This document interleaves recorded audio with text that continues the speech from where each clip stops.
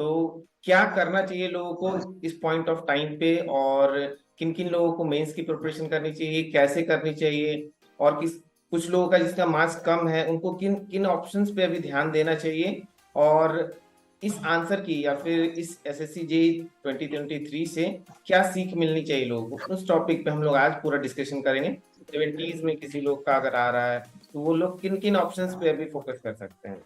मैं तो कहूंगा कि गोल्डन नहीं डायमंड अपॉर्चुनिटी है इलेक्ट्रिकल वालों के लिए, खास करके वो भी अपने इतिहास में इतनी ज्यादा वैकेंसी एक साथ और ऐसे समय पे लाया है जब आपकी तैयारी एसएससी जेई के लिए भी अच्छी है। बस जरूरी है उसमें थोड़ा कुछ ऐड ऑन करने का और फिर उसे आगे ले जाने का। जो लोग का स्कोर अच्छा है वो मेंस की प्रिपरेशन करना अभी चाह रहे होंगे, तो वो कैसे करेंगे उनको समझ में नहीं आ रहा, क्योंकि पैटर्न चेंज हो चुका है।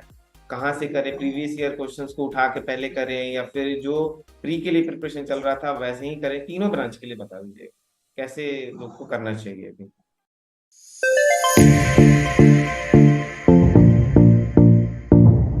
तो अभी कुछ दिनों के लिए पीडब्ल्यू कोर्सेज पे हैवी डिस्काउंट मिल रहा है। तो पीडब्ल्यू आप लोग को ऑफर करता है अशोका बैच सी, जो कि सिर्फ 1999 रुपीज, अशोका 2024 बैच बी, जो कि सिर्फ 1999 रुपीज, साथ ही साथ अभय बैच जो कि सिर्फ 899 रुपीज में अवेलेबल है। ये तीनों ही बैचेस सिविल, इलेक्ट्रिकल, मैकेनिकल, तीनों ही ब्रांच के लिए अवेलेबल है। इस बैच के थ्रू आप लोग SSC JE, RRB JE, DDA JE, NHPC JE, UPPCL, DSSB, AE JE, DFCIL, UPPSC, MPPSC, RSMSSB, JSSC JE, UPRBNL, BARC, HPCIL, ISRO, all state AE JE और PSU की प्रिपरेशन यहाँ से आप लोग कर सकते हैं। ये बैचेस न्यू एग्जाम पैटर्न और सिलेबस पे बेस्ड हैं, जो कि आप लोग को इंग्लिश लैंग्वेज में डिलीवर की जाएंगी, और यहाँ पे आप लोगों को क्लास नोट्स, डीपीपी सॉल्यूशन भी प्रोवाइड किए जाएंगे, चैप्टर वाइज शॉर्ट नोट्स भी प्रोवाइड कराए जाएंगे, साथ ही साथ आप लोग को वीकली सब्जेक्ट वाइज टेस्ट और मॉक टेस्ट, तीनों टाइप के टेस्ट प्रोवाइड कराई जाएगी। इस बैचेज में आप लोग को इंडिया के बेस्ट फैकल्टीज आप लोग को मिलेंगे पीडब्ल्यू ऐप पे, और क्लास नोट्स होगा, साथ ही साथ आप लोग का जो भी क्यूरी डाउट्स होगा उसके लिए डाउट इंजन प्रोवाइड किया जाएगा। तो पीडब्ल्यू कोर्सेज परचेज करने के लिए डिस्क्रिप्शन बॉक्स में दिए गए लिंक पे क्लिक करो, और आप मेरा कूपन कोड भी यूज कर सकते हैं, जो कि आप लोग को डिस्क्रिप्शन बॉक्स में भी दिख रहा होगा और स्क्रीन पे भी दिख रहा होगा, जिससे कि आप लोग को 250 रुपीज का इंस्टेंट डिस्काउंट होगा, और ये कूपन कोड सिर्फ पीडब्ल्यू ऐप पे ही एप्लीकेबल है।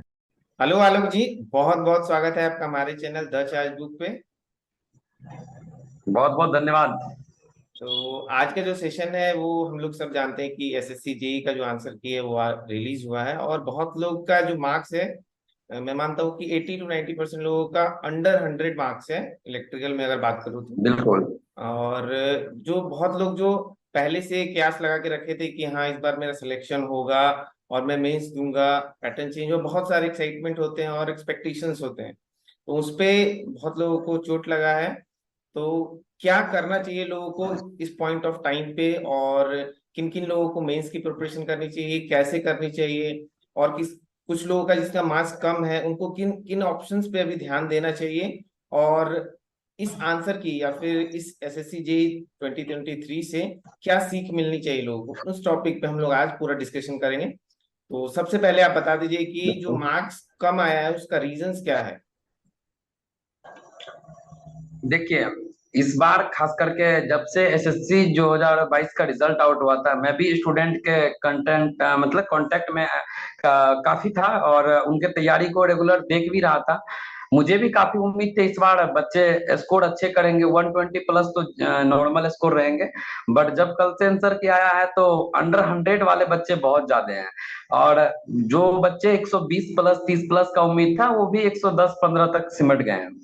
तो देखिए, पेपर जो है वो डे बाय डे थोड़ा अपना लेवल इंक्रीज करते जा रहा है, और लेवल इंक्रीज भी कर रहे हैं और बच्चे भी नए नए सब आ रहे हैं जो कि काफी शार्प माइंडेड बच्चे सब आ रहे हैं।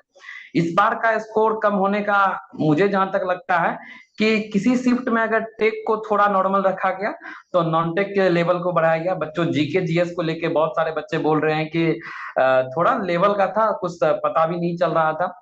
और जिस में थोड़ा जीके जीएस या रीजनिंग को नॉर्मल रखा उसमें टेक का लेवल थोड़ा रखा गया। ओवरऑल 3 दिन के पेपर हुए हैं, और स्टूडेंट सब खुद ही बता रहे हैं कि 10 तारीख के पेपर थोड़े लेवल के थे, उसके बाद फिर 11 और फिर 9 के थे। लेकिन एवरेज स्कोर कम रहा है, तो इसका उम्मीद है कि कटअप भी ओवरऑल कम ही जाना चाहिए। बाकी कटअप तो डिसाइड होगी मैकेनिकल वालों के कितने मार्क्स आ रहे हैं, उसके बाद ही इन सब चीजों को देख के कटअप को लेके कुछ वैसा प्रिडिक्शन नहीं किया जा सकता है। फिर भी एक एवरेज स्कोर इस बार थोड़े कम आए हैं स्टूडेंट के, तो कटअप भी कम आने चाहिए मेरे हिसाब से। बिल्कुल, कटअप के बारे में बात करने से मेरे हिसाब से अगर किसी लोग का उसके आसपास रहेगा तो झूठ मूठ का है, मान लीजिए आप उनको ये दे दिलासा दे सकते हैं, और उससे जस्ट नीचे किसी का होगा तो हो सकता है वो डिप्रेस हो जाए, और हो सकता है उसका भी सिलेक्शन हो जाए, तो कुछ कहा नहीं जा सकता है अभी। तो अब ये बात करें। आपको भी पता है, एक हकीकत मैं बताऊं, मैं बता दूं आज कि आज तक किसी भी प्रिडिक्शन का मतलब प्रिडिक्शन का अब जमाना नहीं है। एसएससी खुद अपने अपने आप में एक अलग मोड में है। कोई प्रिडिक्शन काम नहीं करता है कि कितना ये करे ना करे, और बाहर के किसी भी प्री प्लान एग्जाम हॉल का 2 आवर कैसा जाता है वही बस डिसाइडिंग है। या कि प्रिडिक्शन मैं भी नहीं करना चाहूंगा प्रिडिक्शन।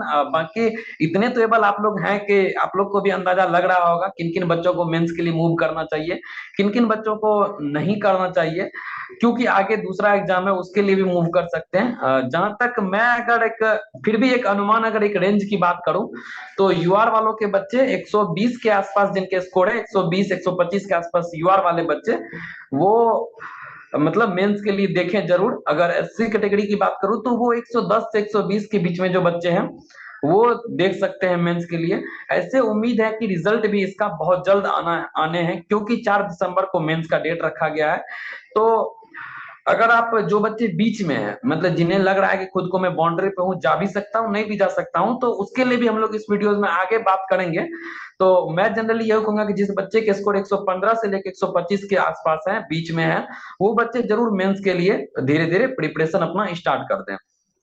अच्छा, तो सबसे पहले हमको बताइए बाकी कि मैं ये बता दूं कि कैटेगरी वाइज तो वैरी करेंगे ही, बिल्कुल ऊपर बिल्कुल। नीचे तो आएंगे ही, बट मैं यूआर का एक देता हूं जो कि यूआर है मेनली। बाकी आप लोग कैटेगरी वाइज अपना थोड़ा थोड़ा उससे हिंट ले सकते हैं, समझ सकते हैं। मैं यूआर की जनरली बात की तो 125 के आसपास, और उससे नीचे 115-20 जिसके स्कोर है वो मूव कर सकते हैं मेंस के लिए। अच्छा, तो जैसे कि एक और टूल है रैंक आईक्यू पे, बहुत अच्छा मैंने आज तक मुझे काफी रिलेवेंट लगा अभी तक जितना भी प्रेडिक्शन होता है। तो रैंक आईक्यू पे कोई भी स्टूडेंट अपना अगर रैंक देखता है तो 3-4 दिन में तो आइडिया लग जाता है, तो मैक्सिमम लोग देख लेते हैं। तो कितना रैंक अगर किसी का होता है, जैसे कि 300 के अराउंड वैकेंसीज हैं, तो कितना रैंक तक है तो लोग अपना की तैयारी के लिए पॉजिटिव माइंडसेट से मूव कर सकता है आपके अंदर से। देखिए, हाँ, ये एक अच्छी चीजें हैं कि रैंक आईक्यू के भी जो डाटा शो करते हैं, या अदर जो भी प्लेटफॉर्म है जो कि रैंक से संबंधी डाटा देते हैं, वो आपके एग्जाम में थोड़े बहुत मतलब कटअप उनसे मिलते जुलते रहते हैं, क्योंकि मैक्सिमम बच्चे उस पर चेक करते हैं। मैं यही कहूंगा कि अगर रैंक आईक्यू पे 2000 बच्चे समथिंग मिनिमम चेक कर लिए हैं, तो वहां जो भी डाटा शो हो रहा है वो एग्जाम के कटअप से 100% तो बिल्कुल भी नहीं, लेकिन 50% प्लस मैच करते हैं। क्योंकि जो भी बच्चे एक्टिव होते हैं, जो भी बच्चे सिंसियर होते हैं, वो तुरंत अपने स्कोर जाके किसी न किसी प्लेटफॉर्म में, मोस्टली तो भी फेमस रैंक क्यू है, तो वहां हम्म। बच्चे चेक कर ही लेते हैं। तो दूसरी बात मैं एक चीज और ऐड करना चाहूंगा इसमें। पहली बार एसएससी जो है जेई के लिए मेंस जो है ऑब्जेक्टिव ले रही है। इससे पहले जब रिटेन पेपर होता था उस समय 6 to 7 टाइम्स स्टूडेंट को वो मेंस के लिए लेते थे, बट उम्मीद है इस बार ज्यादा बच्चे को वो मेंस के लिए ले सकते हैं। बिल्कुल इस चीज बिल्कुल। का भी असर सेटअप पे पड़ेगा। पहले से कोई डाटा नहीं है कि सर 10 टाइम्स लेंगे या कितना टाइम्स वो लेंगे, उम्मीद है कि 10 टाइम्स के आसपास लेना चाहिए स्टूडेंट को। इस चीज का भी असर कटअप पे पड़ सकता है। तो ओवरऑल अभी और वेट कर लीजिए, 2-4 दिन और वेट कर लीजिए, ताकि जब बच्चे पूरे चेक करेंगे तो ही इस पे कुछ कमेंट करना सही रहेगा। बिल्कुल। तो मेरे अंदाज से ना कि जिसका भी 100 से ऊपर स्कोर है वो टेक्निकल को अच्छे से फोकस करे, नहीं तो किसी और एग्जाम की प्रिपरेशन साथ में करते रहे। अगर उनका 120 प्लस है तो डेफिनेटली वो सिर्फ मेंस की प्रिपरेशन करे। मेंस की और प्रिपरेशन हाँ, करेंगे। और अगर जैसे कि 15-20 दिन में हमको लगता है कि रिजल्ट आने का जो माहौल है बन जाएगा, 15-20 दिन में आ जाना चाहिए नेक्स्ट मंथ से आदमी पहले। दिवाली से पहले यानी 12 नवंबर से पहले रिजल्ट आ जाने चाहिए। मतलब 20 से क्योंकि 25 दिन ये मिलना भी, चाहिए मेंस से पहले लोगों हाँ, को। मिल जरूर, क्योंकि इससे पहले भी सीजीएल के एग्जाम होते हैं, सीएचएसएल के एग्जाम होते हैं, तो एग्जाम से लगभग 15-20 दिन 25 दिन पहले रिजल्ट देते हैं वो। हम्म। उधर टाइम नहीं मिलेगा जिनका भी लग रहा है कि हाँ 100 प्लस है, या फिर किसी कैटेगरी से बिलोंग कर रहे हैं, ईडब्ल्यू एस से हैं या फिर ST SC है, उन लोग को अगर 110 प्लस है तो उन लोग को प्रिपरेशन कर देनी चाहिए। अब बात करेंगे हाँ, हम उन लोग लोग को की, टेक्निकल टेक्निकल को कंटिन्यू रखना चाहिए उन लोगों को। बिल्कुल बिल्कुल।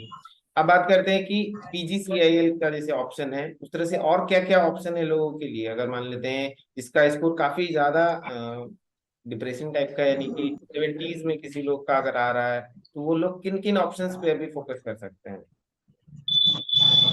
देखिए श्याम जी, पीजीसीएल जो है ना, अभी मैं तो कहूंगा कि गोल्डन नहीं, डायमंड अपॉर्चुनिटी है इलेक्ट्रिकल वालों के लिए खास करके।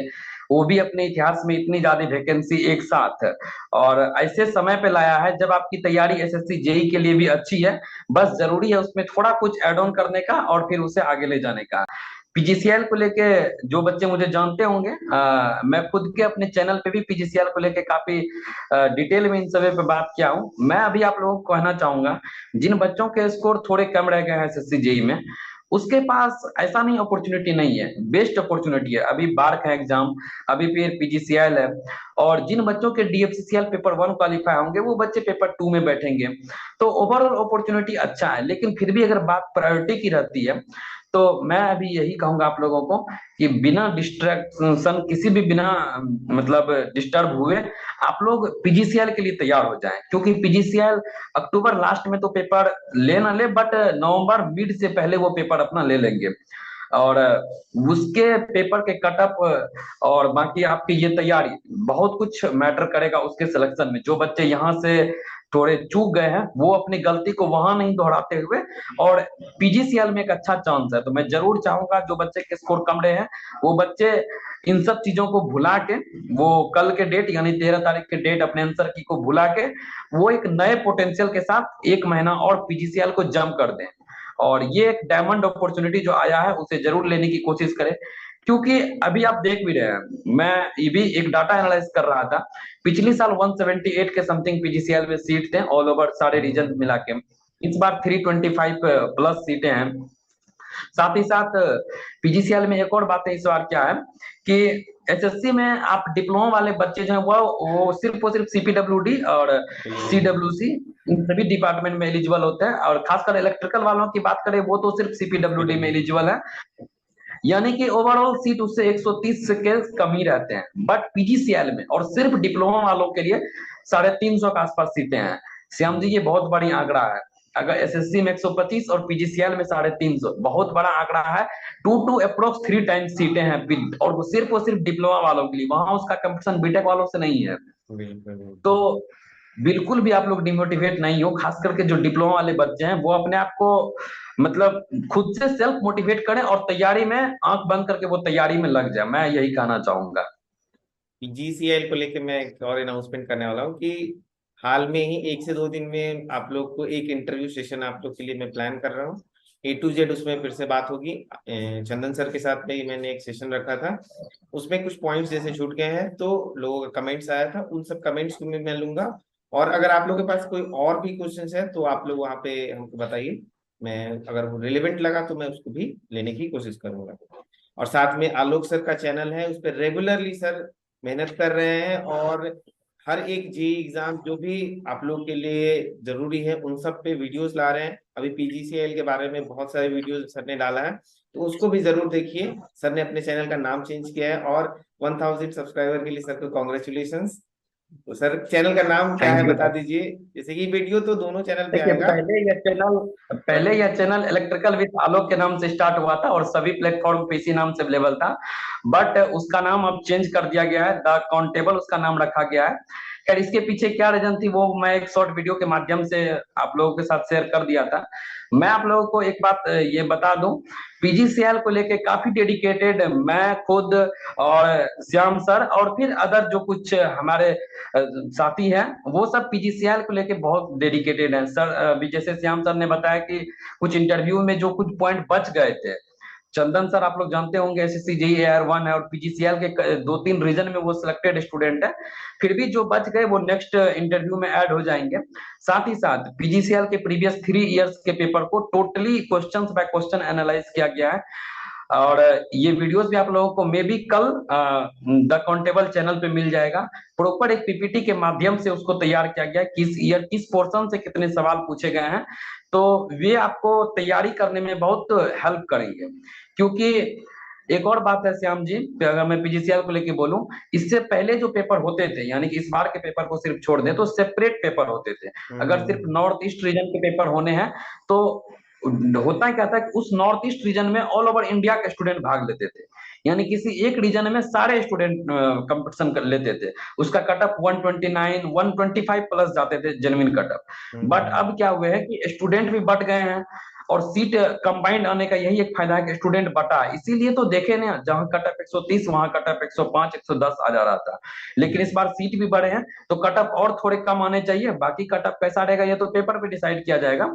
डिफिकल्टी का बट ये बिल्कुल। सब एक अपॉर्चुनिटी है, ये सब एक जैसे एसएससी जेई 2022 अपने ध्यान मतलब सबसे ज्यादा सीटें लेके आई 2700। हम्म। पता ना दोबारा उतनी सीटें कब आएंगी। उसी तरह पीजीसीएल भी इस बार 300 प्लस 350 सीटें लेके आई है। तो सेम दोनों में बहुत कुछ मिलता जुलता है। इसीलिए उस एक रोड मैप उस वीडियो में है कि कैसे होना चाहिए। आप लोग उस चीज को देखेंगे और पीजीसीएल के लिए जरूर मूव करेंगे। और कल सुबह 8 से 9 बजे तक वो वीडियोस आप लोगों को द काउंटेबल चैनल पे मिल जाएगा। एसएससी का पूरा सॉरी पीजीसीएल का उसमें पूरा एनालिसिस किया गया है। चलिए चलिए, बहुत बढ़िया। तो अब हम लोग बात करेंगे कि जो लोग का स्कोर अच्छा है, वो मेंस की प्रिपरेशन करना अभी चाह रहे होंगे, तो वो कैसे करेंगे उनको समझ में नहीं आ रहा, क्योंकि पैटर्न चेंज हो चुका है। कहाँ से करें, प्रीवियस ईयर क्वेश्चंस को उठा के पहले करें, या फिर जो प्री के लिए प्रिपरेशन चल रहा था वैसे ही करें? तीनों ब्रांच के लिए बता दीजिए कैसे लोग को करना चाहिए अभी। देखिए, ये बात सही है कि पहली बार मेंस ऑब्जेक्टिव होने जा रहे हैं। और इससे पहले तो रिटेन होते थे तो उनके सारे इमेज क्लियर थे सभी को। बट मैं देखता था कि जब ये पैटर्न चेंज हुआ था तो बहुत बच्चे कह रहे थे कि अब ईएससी लेवल के क्वेश्चंस आएंगे। तो गेट में जो थो मतलब लोग जिसको हम लोग मानते हैं उस तरह के क्वेश्चंस आएंगे। इस सब तरह का अफवाहें टेलीग्राम चैनल पर और स्टूडेंट के बीच में फैली थी। देखिए, पेपर तो अभी तक हुए नहीं है तो कोई एक मेमोरी बेस्ड या फिर अपने अनुमान से ही बता सकता है। मुझे जहां तक लगता है कि पेपर उतने भी टफ नहीं डिजाइन होंगे जितने की एसी या गेट मतलब बोला जा रहा है। हाँ, पेपर 3 स्टेप में तो डिजाइन होंगे। पहला, वैसे क्वेश्चंस होंगे जो सभी बच्चे बना सकते हैं। कुछ क्वेश्चंस होंगे हॉट क्वेश्चन, जिसमें टाइम लग सकता है, जिसमें कैलकुलेटर के यूज होंगे। लेकिन आपको ही पता ऑब्जेक्टिव है और 100 क्वेश्चन बनाने हैं, 2 घंटे में बनाने हैं, तो पेपर ऐसा डिजाइन होगा कि आप उसे बना सकते हैं। ऐसा नहीं है बिल्कुल कि मेंस की तरह ही उतने लेंदी क्वेश्चन आएंगे, नहीं, कुछ थ्योरेटिकल क्वेश्चंस भी आएंगे, स्टेटमेंट बेस्ड क्वेश्चंस भी आएंगे, और फिर न्यूमेरिकल्स भी आएंगे जिसमें कैलकुलेटर की जरूरत पड़ सकती है। मैं यही कहूंगा कि आप लोग न्यूमेरिकल पोर्शन को थोड़ा अच्छे से तैयार करें मेंस के लिए। जैसे इलेक्ट्रिकल वालों के लिए पावर सिस्टम से न्यूमेरिकल्स वो देखें जरूर। और वो भले ही पेपर ऑब्जेक्टिव है बट इससे पहले के पेपर को वो जरूर एक बार देखें। भले वो रिटर्न पेपर था, कॉम्प्रिहेंसिव पेपर था, बट आप उसके पीवाईक्यू को देखें, उससे आइडिया लगेगा कि एक मेंस का लेवल क्या होता है। जैसे हो सकता है वहां पे कुछ क्वेश्चंस हैं जो 10 नंबर के पूछे जाते हैं, वो क्वेश्चन बहुत शॉर्ट में बनते हैं। इस बार वो क्वेश्चन आपके ऑब्जेक्टिव में आ सकते हैं। इसीलिए आप लोग उस पीवाईक्यू को एक बार जरूर देखें मेंस का तैयारी करने से पहले। बिल्कुल। और हर एक सब्जेक्ट के न्यूमेरिकल पोर्शन को दें, और फिर वही जो अपने टेक्निकल अपने नोट्स हैं उसी को पढ़े। अगर आपने प्री के लिए कोई कंसेप्ट अभी तक छोड़ के चले थे, अब उसको ऐड कीजिए, अब उसे नहीं छोड़ना है। और कोशिश कीजिए कि न्यूमेरिकल्स लगाते जाएं, और नए नए कंसेप्ट आप किसी वीडियोस के माध्यम से या फिर बुक के माध्यम से, वोल्टेज रेगुलेशन, इस तरह से जो भी हम लोग नहीं लेते, 1 स्टेप न्यूमेरिकल बस प्री के लिए पढ़ते हैं, लेकिन अब 2 स्टेप 3 स्टेप तक जो जाते हैं न्यूमेरिकल, वो सब प्रैक्टिस करें। और वो सब आपको कहाँ से मिलेंगे? तो मेरा सलाह रहेगा कि आप लोग एसएससी जेई के अभी से पहले जो मेंस के क्वेश्चंस थे उसे जरूर एक बार देख जाएं। ये बिल्कुल। सभी ब्रांच के बच्चों के लिए रहेगा कि वो जरूर एक बार इससे पहले जो रिटेन ही पेपर हुए हैं बट उसके क्वेश्चंस को देख जाएं। उसका माइंड तैयार होगा मेंस के लिए। सबसे बड़ी चीजें और सबसे हमको लगता है इंपोर्टेंट चीजें होंगी ये मेंस के लिए। मुझे भी लगता है कि जो कोई भी एग्जाम होता है उसका जो अपना फेवरेट टॉपिक्स होता है, हॉट टॉपिक्स, वो जरूर उससे क्वेश्चन पूछेगा। और मान लेते हैं इस बार टीसीएस भी उसको पेपर सेट करेगा, तो एक बार जरूर मेंस का जो प्रीवियस ईयर पेपर है उसको एक बार एनालाइज करेगा, किस टाइप के पेपर पहले फ्रेम होते थे। इस टाइप प्री हाँ, प्री प्री और से भी कुछ इसके लिए टॉपिक्स तो रहेंगे। बेसिक वही है जो हम लोगों ने जो पेपर रिटेन दिया है वही बेसिक है, वो भी उसी एरिया को देखेंगे, फिर वहीं से एक डाटा निकालेंगे, उसी बेसिस पे तैयार करेंगे। तो आप लोग भी तैयारी के लिए जरूर उस क्वेश्चंस को देखें। उसके बुक आप खरीद सकते हैं, बहुत सस्ती बुक आती है एसएससी जेई के मेंस के पीवाईक्यू की, आप लोग लेके उसे देखें एक बार जरूर। बिल्कुल, और पीडीएफ भी है, बट मैं भी रिकमेंड करूंगा कि बुक से अगर पढ़ रहे हैं तो ज्यादा बेटर है। और पीडीएफ से थोड़ा सा टाइम टेकिंग होता है और उतना ज्यादा इफेक्टिवली काम नहीं हो पाता है। इंटरेस्ट भी उतना नहीं आता है। बिल्कुल बिल्कुल। अच्छा, तो आलोक सर लास्ट में थोड़ा हमको बताइए कि अभी जैसे कि कुछ लोगों का स्कोर कम है, ठीक है, तो उन लोगों को हो सकता है कि नेक्स्ट एग्जाम में भी ये सेम चीज सफर करना पड़ सकता है। तो उसके लिए कुछ टिप्स दे दीजिएगा कि कैसे वो अपने कहीं ना कुछ वीकनेस उनको जरूर रहा होगा, इसीलिए इस बार स्कोर कम बन पाया है, जैसे 100 के बिलो जिनका भी है। तो उनको किन किन चीज पे भी फोकस करना चाहिए ताकि उनका जो सब्जेक्ट है, जैसे टेक्निकल ही है या फिर नॉन टेक है, वो मजबूत हो सके, ताकि नेक्स्ट एग्जाम्स में उनको ये सेम चीज सफर करना ना पड़े, क्योंकि सिलेबस सब लोग करके गए थे फिर भी नंबर कम आ रहा है, तो क्या दिक्कत हो रही है? देखिए, मैं तो बोलूंगा कि जिन बच्चों के स्कोर कम रहे हैं वो एसएससी जेई के पेपर को बैठ के विदाउट टाइम बॉन्डिंग के पे फ्री से लगाएं। वहां से क्या होगा कि आपको लगेगा अच्छा ये मिस्टेक हो गई, ऐसा नहीं करना चाहिए था, उसको अपनी गलती रियलाइज होंगी। एग्जाम हॉल में जनरली हम लोग माइंडसेट क्या बनाते हैं, प्रेशराइज माइंडसेट रहता है, इसीलिए सिंपल सी बात है, अगर जिस पेपर को आप 9 या 10 11 अक्टूबर को एग्जाम में लगाए होंगे, अगर उसी पेपर को एग्जाम हॉल के बाहर आपको 2 घंटा बैठ के लगाने देगा, जरूर आप इस स्कोर से 10 नंबर 15 नंबर एक्स्ट्रा स्कोर करेंगे। बिल्कुल एग्जाम हॉल का जो प्रेशर होता है वो निगेटिव मार्किंग काफी ले जाता है, काफी बच्चों से सुनने को भी मिला। अभी के समय जो आप गलती आपसे हुई है वो तो आप पेपर एनालाइज करेंगे सबसे पहले, और वहां से पता चलेगा। साथ ही साथ पीजीसीएल का सिलेबस थोड़ा अलग है, आप लोग को भी पता है। तो पीजीसीएल के सिलेबस को स्टडी करने के लिए, जैसा कि मैं बताया कि उस वीडियो में एनालिसिस किया गया है, जब कल वो अपलोड होंगे उसमें पूरा एनालिसिस है, तो आप लोग वो देखें एनालिसिस, और उसके बाद किस किस पोर्शन को कैसे वेटेज देना है। मैं बार बार इससे पहले वीडियोस में स्मार्ट अप्रोच की बात करते आया हूँ। स्मार्ट अप्रोच कुछ भी नहीं है, वो बस एक चीज है, वो है एग्जामिनर के माइंड सेट से खेलना, उनके प्रीवियस पैटर्न को देखना कि किससे सवाल किस तरह के फ्रेम करते हैं, बस उसी चीज को फोकस करके पढ़ना और एग्जाम में उनके सवाल को सॉल्व करना। तो आपसे गलती जो भी हुई है वो तो पेपर आप एनालाइज करेंगे, साथ ही साथ कोशिश करें कि 2 3 चीजें मॉक रेगुलर लगाएं। आप मॉक से बिल्कुल ये नहीं कम स्कोर आए ज्यादा स्कोर आए, बट मॉक प्रॉपर लगाएं और मॉक के सॉल्यूशंस प्रॉपर करें। साथ ही साथ बचे नहीं किसी पोर्शन से। टेंडर एस्टिमेशन कोस्टिंग इस बार जितने वीडियोस दिए गए थे उनसे लगभग 80% टेंडर के सवाल बने हैं। और इस सब टॉपिक से हम लोग जनरली एस्टिमेशन कोस्टिंग यूटिलाइजेशन इन सब से भागने की कोशिश करते हैं, ये ना करें, बिल्कुल ना करें, और स्टेटमेंट बेस्ड क्वेश्चन को पढ़ने की आदत डालें, पूरा पढ़ने की आदत डालें, क्योंकि अब थ्योरेटिकल क्वेश्चन ज्यादा पूछते हैं और वही क्वेश्चंस गलत भी होते हैं। न्यूमेरिकल तो आपको फॉर्मूला याद रहेंगे तो आप बनाएंगे, आंसर आएगा, सही होगा।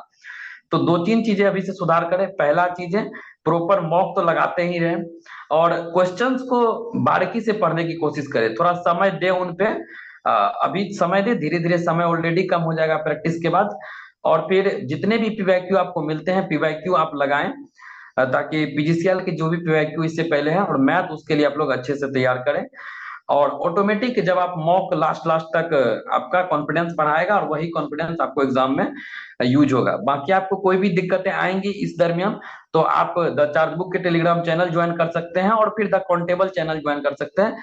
आपको वहां पे हमेशा रिस्पॉन्स तुरंत मिल मिल पा रहा है। अभी हम लोग भी एक्टिव हैं काफी, तो वहां पे आपका हर एक डाउट को दूर किया जाएगा, और बाकी फिर जैसा आगे लगेगा वैसा हम लोग जरूर देखेंगे। साथ में मैं एक और चीज ऐड करना चाहूंगा कि क्या हो रहा है ना कि लास्ट के मोमेंट में लोग जो है, जैसे एग्जाम जैसे जितना जल्दी नजदीक आते रहता है, लोग अपना पढ़ाई पहले से बहुत कम स्लो कर रहे हैं, ठीक है, लास्ट में हम्म। आके स्पीड बढ़ा रहे हैं। तो माइंड का जो कैपेसिटी है वो जितना लेने का है, वो नया नया चीज बार बार उसको पूछ रहे हैं कि हाँ भाई घुस जा घुस जा, वो घुसेगा नहीं, ओवरलैप करेगा। और लास्ट के मोमेंट में आप बहुत ज्यादा जब कंटेंट ले लेते हैं और आपको स्टेटमेंट बेस्ड क्वेश्चन बनाना रहता है, तो आपको लगेगा कि सेम मतलब इजी क्वेश्चन भी आपको समझ में नहीं आएगा, 4 बार पढ़ना पड़ेगा तब समझ में आएगा। तो ये एक और प्रॉब्लम है कि लास्ट के टाइम में थोड़ा सा माइंड को रिलैक्स देना जरूरी है। उससे क्या होता है कि नहीं बनने वाले क्वेश्चंस भी आपको वहां पे हिट करेंगे। और मैक्सिमम टाइम मैंने ये देखा है कि काम आपको लास्ट पहले से जो पढ़ के गए हैं वही काम आता है, लास्ट के 2-4 दिन में जो बिल्कुल। पढ़ के गए वो काम नहीं आएगा। वो लास्ट के 4 दिन अगर आप ज्यादा नहीं खाते हैं, डूबते समय हाथ पांव ज्यादा मारना होता है तो और जल्दी डूबते हैं, वही बात है। अगर लास्ट समय आप आके बहुत ज्यादा हाथ पांव मारने लगेंगे तो एक्चुअल होगा क्या, इतने दिनों से जो आप पढ़ के रखेंगे उस पे भी आप खुद एग्जाम में कंफ्यूज होने लगेंगे। मैं बार बार कहता हूं कि आप पहले से तैयारी करके जाएं और पहले से तैयार रहें। अब रिलैक्स रखें अपने आप को, जितना आप पढ़ाई करते हैं उतने माइंड को रिलैक्स रहना बहुत जरूरी है। काफी बच्चे हैं जो पूरे भर भर दिन लाइब्रेरी बैठे हुए हैं, मतलब वो खुद को देख रहे हैं कि मैं आज 8 घंटे 8 आवर्स पढ़े, 10 आवर्स पढ़े। नहीं, आप जितना पढ़ रहे हैं आप ये भी जज कीजिए कि आपका माइंड उतना मतलब वाइड हुआ कि नहीं, आप उतना चीजों को जज कर पा रहे हैं कि नहीं।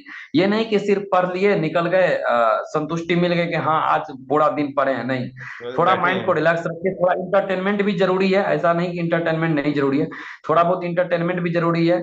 और एक चीज मैं आप लोगों को बोलना चाहूंगा कि अभी देखिए दशहरा, दिवाली, छठ और उससे भी बड़ा त्योहार क्रिकेट वर्ल्ड कप 2023 चल रहा है।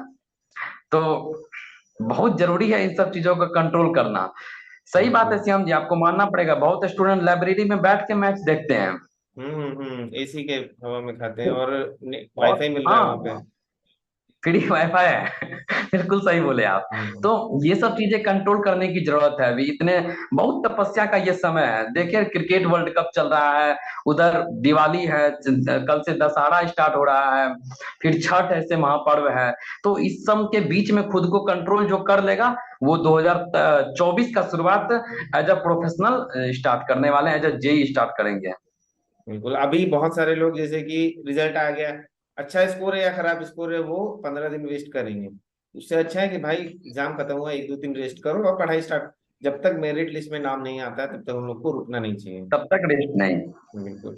और लास्ट में आप हमको बता दीजिए कि आप अपने तरफ से स्टूडेंट के लिए क्या क्या चीज एक्स्ट्रा ला रहे हैं, ये पीजीसीएल वाला भी आपने बता दिए, और साथ में और क्या क्या कुछ वादा वगैरह कर दीजिए, क्या क्या आप बच्चों के लिए फ्यूचर में ला रहे हैं द अकाउंटेबल चैनल। देखिए अभी तो अभी तो सबसे मेन फोकस जो है वो फिलहाल पीजीसीएल ही है।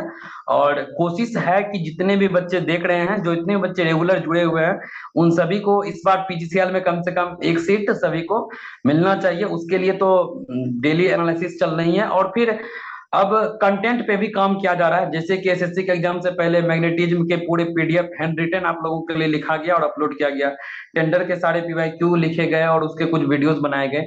उसी तरह जो मिसलेनियस टॉपिक है उनके कंसेप्ट को पढ़ के, उनके कंसेप्ट के सारे फैक्ट को कलेक्ट करके आप लोगों के लिए अपलोड किया जाएगा। और साथ ही साथ जो भी दिक्कतें आपको उस दरमियान आएंगी उन सभी का सोल्यूशन किया जाएगा। आप लोग अगर जुड़े रहेंगे तो मैं भी आप लोग का परेशानी जितना जानूंगा मैं उसका उतना एज अ स्टूडेंट सॉल्व करने की कोशिश करूंगा। बिल्कुल भी ऐसा नहीं कि मैं एज अ सिलेक्टेड स्टूडेंट की तरह ज्ञान देने वाले व्यक्ति, बिल्कुल नहीं। एज ए स्टूडेंट जो जेन्युइन सॉल्यूशन हो सकता है मैं उस पर काम करने का कोशिश कर भी रहा हूँ इतने दिनों से। और ड्यूटी से आने के बाद जो भी समय मिल पा रहा है वो सब इन्हीं सब में जा रहा है। और आपको जो दिक्कतें आए आप जरूर करें, जो भी एग्जाम आएंगे हम लोग उसके लिए तैयार होंगे, उसका एक प्लान बना। एक और कंप्लेन है आपके लिए मेरे पास, से बहुत बच्चे हैं कि तीन जरूर। चार लड़कों ने मुझे कॉल करके बोला है कि मैंने सबको रिकमेंड किया था कि टेंडरिंग का जो है, सो आप लोग टेंशन नहीं लीजिए, आलोक सर देख रहे हैं। और उन्होंने मुझे बार बार कंप्लेन किया हमके कि हाँ 3 वीडियो डलाएगा, धीरे धीरे सर काम कर रहे हैं। तो उसका कंप्लेन है कि आपने जो सीरीज है वो कंप्लीट नहीं किया, तो क्या दिक्कत देखिए है हाँ और मैं कब कंप्लीट कर रहे हैं।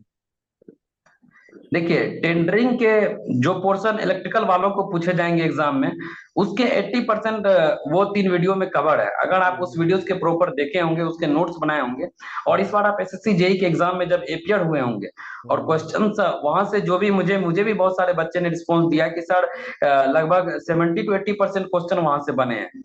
दूसरी बात मैं आपको बता दूं, अब एक बिहाइंड द कैमरा आपको की चीजें बताता हूँ। टेंडर के वीडियो को पढ़ने के लिए सिविल वाले के टेंडर के टॉपिक जो होते हैं वो एक सेमेस्टर में उनका पेपर होता है, उनको काफी हद तक वीडियोस देख के और फिर कंटेंट तैयार करके उसको तैयार किया गया था। लेकिन उम्मीद है कि जितना वीडियोस 3 दिया गया, एक और वीडियो शायद उसमें और ऐड होंगे और उसके बाद उसके क्वेश्चंस प्रैक्टिस होंगे। तो एक वीडियो जो सीरीज में बची है, उस बीच में एक्चुअली डॉक्यूमेंट वेरिफिकेशन प्रोसेस सबको लेके थोड़ा बिजी शेड्यूल चल रहा था, क्योंकि सीपीडब्ल्यूडी बहुत ही स्ट्रिक्टली डॉक्यूमेंट वेरिफिकेशन करता है।